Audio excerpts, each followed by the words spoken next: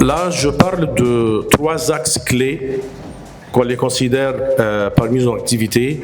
Le premier axe, c'est l'appui aux entreprises.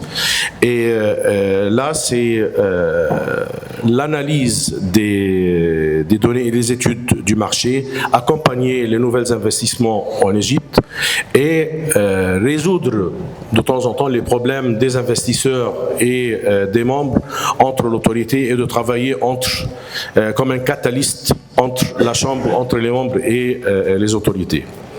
Le deuxième axe, et c'est nouveau, on a déjà signé un contrat avec Promo Salon, là en France. C'était toujours le salon Cial, mais la Chambre maintenant représente Promo Salon en Égypte avec un accord de 3 ans afin de renforcer la relation avec les communautés et les différents secteurs en France et de promouvoir les salons français et augmenter le nombre de visiteurs dans les salons égyptiens et des exposants égyptiens sur les salons en France. Donc on prévoit en 2027 d'avoir entre 3 et 4 salons et l'ambition c'est d'arriver à 12 salons là en France. Troisième axe, c'est la formation et les expertises et j'ai entendu beaucoup les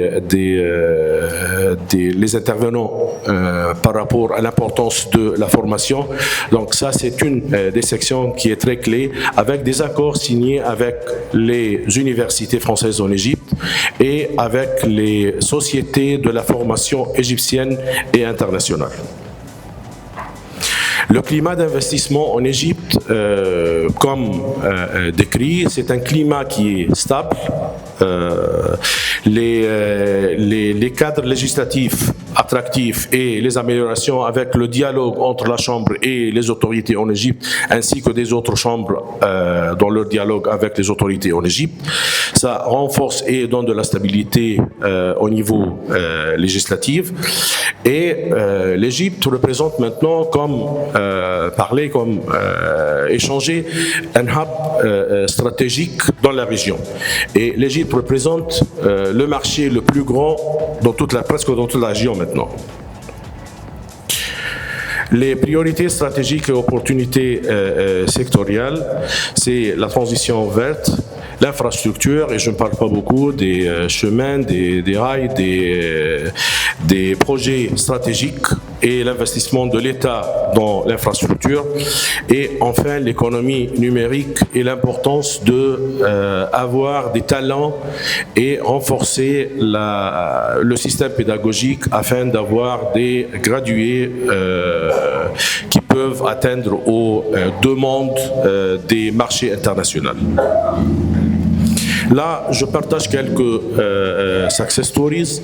Je commence par Orange, dès que je les représente. L'infrastructure pointe dans la 4G et la 5G et l'investissement d'Orange en Égypte. Deuxièmement, c'est le soutien de l'écosystème, le support et l'inclusion numérique, l'inclusion financière que Orange participe par rapport à leur application ou Orange Money.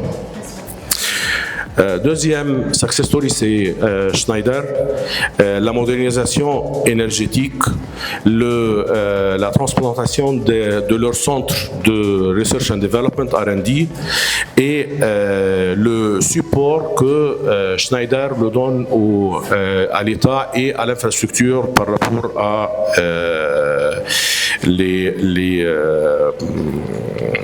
les projets stratégiques, soit dans l'électricité ou le transport. Troisième histoire, ou bien troisième success story, c'est l'installation de Monoprix en Égypte. Et là, je dis toujours, parce que ça intègre avec le marché, more jobs, more shops, Et more shops, more jobs. Donc, c'est très important de renforcer le marché de retail via les alliances. On a déjà Carrefour qui est installé en Égypte avec des autres joueurs.